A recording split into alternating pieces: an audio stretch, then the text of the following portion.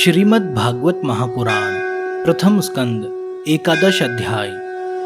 द्वारका में श्री कृष्ण का राजउचित स्वागत। सूत जी कहते हैं, श्री कृष्ण ने अपने समृद्ध आनर्त देश में पहुंचकर वहां के लोगों की विरह वेदना बहुत कुछ शांत करते हुए अपना श्रेष्ठ पांचजन्य नामक शंख बजाया। भगवान के होंठों की लाली से लाल हुआ वह श्वेत वर्ण का शंख बजते समय उनके कर कमलों में ऐसा शोभायमान हुआ जैसे लाल रंग के कमलों पर बैठकर कोई राजहंस उच्च स्वर से मधुर गान कर रहा हो। भगवान के शंख की वह ध्वनि संसार के भय को भयभीत करने वाली है। उसे सुनकर सारी प्रजा अपने स्वामी श्री कृष्ण के दर्शन की लालसा से नगर के बाहर निकल आई। भगवान श्री कृष्ण आत्माराम हैं। वे अपने आत्म लाभ से ही सदा सर्वदा पूर्ण काम हैं। फिर भी जैसे लोग बड़े आदर से भगवान सूर्य को भी दीपदान करते हैं, वैसे ही अनेक प्रकार की भेंटों से प्रजा ने श्री कृष्ण का स्वागत किया। सबके मुख कमल प्रेम से खिल उठे। वे हर्ष गदगद वाणी से सबके सुहृद और संरक्षक भगवान श्री कृष्ण की ठीक वैसी ही स्तुति करने लगे जैसे बालक अपने पिता से अपनी तोतली बोली में बातें करते हैं। स्वामिन, हम आपके उन चरण कमलों को सदा सर्वदा प्रणाम करते हैं जिनकी वंदना ब्रह्मा, शंकर और इंद्र तक करते हैं, जो इस संसार में परम कल्याण चाहने वालों के लिए सर्वोत्तम आश्रय है, जिनकी शरण ले लेने पर परम समर्थ काल भी एक बाल तक बांका नहीं कर सकता। विश्व भावन, आप ही हमारे माता, सुहृद, स्वामी और पिता हैं। आप ही हमारे सद्गुरु और परम आराध्य देव हैं। आपके चरणों की सेवा से हम कृतार्थ हो रहे हैं। आप ही हमारा कल्याण करें। आहा, हम आपको पाकर सनाथ हो गए, क्योंकि आपके सर्व सौंदर्य सार अनुपम रूप का हम दर्शन करते रहते हैं। कितना सुंदर मुख है, प्रेमपूर्ण मुस्कान से स्निग्ध चितवन। यह दर्शन तो देवताओं के लिए भी दुर्लभ है। कमल नयन श्री कृष्ण, जब आप अपने बंधु बांधवों से मिलने के लिए हस्तिनापुर अथवा मथुरा व्रज मंडल चले जाते हैं, तब आपके बिना हमारा एक एक क्षण कोटि कोटि वर्षों के समान लंबा हो जाता है। आपके बिना हमारी दशा वैसी हो जाती है जैसे सूर्य के बिना आंखों की। भक्त वत्सल भगवान श्री कृष्ण प्रजा के मुख से ऐसे वचन सुनते हुए और अपनी कृपामयी दृष्टि से उन पर अनुग्रह की वृष्टि करते हुए द्वारका में प्रविष्ट हुए। जैसे नाग अपनी नगरी पातालपुरी की रक्षा करते हैं, वैसे ही भगवान की वह द्वारकापुरी भी मधु, भोज, कुकुर, अंधक और वृष्णिवंशी यादवों से, जिनके पराक्रम की तुलना और किसी से भी नहीं की जा सकती, सुरक्षित थी। वह पुरी समस्त ऋतुओं के संपूर्ण वैभव से संपन्न एवं पवित्र वृक्षों एवं लताओं के कुंजों से युक्त थी। स्थान स्थान पर फलों से पूर्ण उद्यान, पुष्प वाटिकाएं एवं क्रीड़ावन थे। बीच बीच में कमलयुक्त सरोवर नगर की शोभा बढ़ा रहे थे। नगर के फाटकों, महल के दरवाजों और सड़कों पर भगवान के स्वागत के लिए बंदरवारें लगाई गई थी।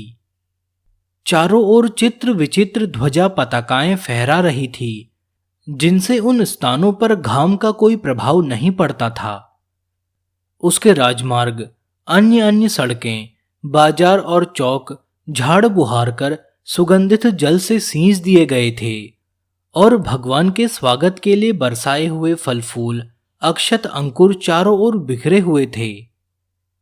घरों के प्रत्येक द्वार पर दही, अक्षत, फल, ईख, जल से भरे हुए कलश, उपहार की वस्तुएं और धूप दीप आदि सजा दिए गए थे।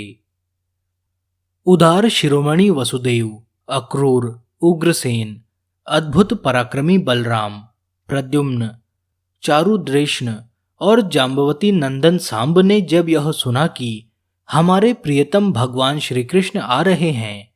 तब उनके मन में इतना आनंद उमड़ा कि उन लोगों ने अपने सभी आवश्यक कार्य, सोना, बैठना और भोजन आदि छोड़ दिए। प्रेम के आवेग से उनका हृदय उछलने लगा। वे मंगल शकुन के लिए एक गजराज को आगे करके स्वस्ति वचन पाठ करते हुए और मांगलिक सामग्रियों से सुसज्जित ब्राह्मणों को साथ लेकर चले। शंख और तुरही आदि बाजे बजने लगे और वेद ध्वनि होने लगी। वे सब हर्षित होकर रथों पर सवार हुए और बड़ी आदर बुद्धि से भगवान की अगवानी करने चले। साथ ही भगवान श्री कृष्ण के दर्शन के लिए उत्सुक सैकड़ों श्रेष्ठ वारंगनाएं, जिनके मुख कपोलों पर चमचमाते हुए कुंडल की कांति पड़ने से बड़े सुंदर दिखते थे, पालकियों पर चढ़कर भगवान की अगवानी के लिए चली। बहुत से नट, नाचने वाले, गाने वाले, विरद बखानने वाले सूत, मागध और वंदीजन भगवान श्री कृष्ण के अद्भुत चरित्रों का गायन करते हुए चले। भगवान श्री कृष्ण ने बंधु बांधवों, नागरिकों और सेवकों से उनकी योग्यता के अनुसार अलग अलग मिलकर सबका सम्मान किया। किसी को सिर झुकाकर प्रणाम किया, किसी को वाणी से अभिवादन किया, किसी को हृदय से लगाया, किसी से हाथ मिलाया, किसी की ओर देखकर मुस्कुरा भर दिया और किसी को केवल प्रेम भरी दृष्टि से देख लिया। जिसकी जो इच्छा थी उसे वही वरदान दिया। इस प्रकार चांडाल पर्यंत सबको संतुष्ट करके गुरुजन, सपत्नीक ब्राह्मण और वृद्धों का तथा दूसरे लोगों का भी आशीर्वाद ग्रहण करते एवं वंदी जनों से विरुदावली सुनते हुए सबके साथ भगवान श्री कृष्ण ने नगर में प्रवेश किया।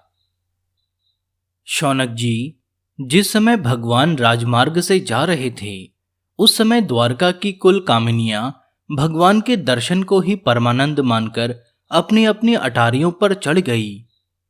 भगवान का वक्ष स्थल मूर्तिमान सौंदर्य लक्ष्मी का निवास स्थान है। उनका मुखारविंद नेत्रों के द्वारा पान करने के लिए सौंदर्य सुधा से भरा हुआ पात्र है। उनकी भुजाएं लोकपालों को भी शक्ति देने वाली हैं। उनके चरण कमल भक्त परमहंसों के आश्रय हैं। उनके अंग अंग शोभा के धाम हैं। भगवान की इस छवि को द्वारकावासी नित्य निरंतर निहारते रहते हैं। फिर भी उनकी आंखें एक क्षण के लिए भी तृप्त नहीं होती। द्वारका के राजपथ पर भगवान श्री कृष्ण के ऊपर श्वेत वर्ण का छत्र बना हुआ था। श्वेत चंवर डुलाए जा रहे थे। चारों ओर से पुष्पों की वर्षा हो रही थी। वे पीतांबर और वनमाला धारण किए हुए थे। इस समय वे ऐसे शोभायमान हुए मानो श्याम मेघ एक ही साथ सूर्य, चंद्रमा, इंद्रधनुष और बिजली से शोभायमान हो। भगवान सबसे पहले अपने माता पिता के महल में गए। वहां उन्होंने बड़े आनंद से देवकी आदि सातों माताओं को चरणों पर सिर रखकर प्रणाम किया और माताओं ने उन्हें अपने हृदय से लगाकर गोद में बैठा लिया। स्नेह के कारण उनके स्तनों से दूध की धारा बहने लगी। उनका हृदय हर्ष से विह्वल हो गया और वे आनंद के आंसुओं से उनका अभिषेक करने लगी। माताओं से आज्ञा लेकर वे अपने समस्त भोग सामग्रियों से संपन्न सर्वश्रेष्ठ भवन में गए। उसमें 16,000 पत्नियों के अलग अलग महल थे। अपने प्राणनाथ भगवान श्री कृष्ण को बहुत दिन बाहर रहने के बाद घर आया देखकर रानियों के हृदय में बड़ा आनंद हुआ। उन्हें अपने निकट देखकर वे एकाएक ध्यान छोड़कर उठ खड़ी हुई। उन्होंने केवल आसन को ही नहीं बल्कि उन नियमों को भी त्याग दिया जिन्हें उन्होंने पति के प्रवासी होने पर ग्रहण किया था। उस समय उनके मुख और नेत्रों में लज्जा छा गई। भगवान के प्रति उनका भाव बड़ा ही गंभीर था। उन्होंने पहले मन ही मन, फिर नेत्रों के द्वारा और उसके बाद पुत्रों के बहाने शरीर से उनका आलिंगन किया। शौनक जी, उस समय उनके नेत्र में जो प्रेम के आंसू छलक आए थे उन्हें संकोचवश उन्होंने बहुत रोका। फिर भी विवशता के कारण वे ढलक ही गए। यद्यपि भगवान श्री कृष्ण एकांत में सर्वदा ही उनके पास रहते थे, तथापि उनके चरण कमल उन्हें पद पद पर नए नए जान पड़ते। भला स्वभाव से ही चंचल लक्ष्मी, जिन्हें एक क्षण के लिए भी कभी नहीं छोड़ती, उनकी सन्निधि से किस स्त्री की तृप्ति हो सकती है। जैसे वायु बांसों के संघर्ष से दावानल पैदा करके उन्हें जला देता है, वैसे ही पृथ्वी के भारभूत और शक्तिशाली राजाओं में परस्पर फूट डालकर बिना शस्त्र ग्रहण किए ही भगवान श्री कृष्ण ने उन्हें कई अक्षौहिणी सेना सहित एक दूसरे से मरवा डाला और उसके बाद आप भी उपराम हो गए। साक्षात परमेश्वर ही अपनी लीला से इस मनुष्य लोक में अवतीर्ण हुए थे और सहस्त्रों रमणीय रत्नों में रहकर उन्होंने साधारण मनुष्य की तरह क्रीड़ा की। जिनकी निर्मल और मधुर हंसी उनके हृदय के उन्मुक्त भावों को सूचित करने वाली थी, जिनकी लजीली चितवन की चोट से बेसुध होकर विश्व विजयी कामदेव ने भी अपने धनुष का परित्याग कर दिया था, वे कमनीय कामिनियां अपने काम विलासों से जिनके मन में तनिक भी क्षोभ नहीं पैदा कर सकती, उन असंग भगवान श्री कृष्ण को संसार के लोग अपने ही समान कर्म करते देखकर आसक्त मनुष्य समझते हैं। यह उनकी मूर्खता है। यही तो भगवान की भगवत्ता है कि वे प्रकृति में स्थित होकर भी उसके गुणों से कभी लिप्त नहीं होते। जैसे भगवान की शरणागत बुद्धि अपने में रहने वाले प्राकृत गुणों से लिप्त नहीं होती, वे मूढ़ स्त्रियां भी श्री कृष्ण को अपना एकांत सेवी स्त्री परायण भक्त ही समझ बैठी थी, क्योंकि वे अपने स्वामी के ऐश्वर्य को नहीं जानती थी। ठीक वैसे ही जैसे अहंकार की वृत्तियां ईश्वर को अपने धर्म से युक्त मानती हैं।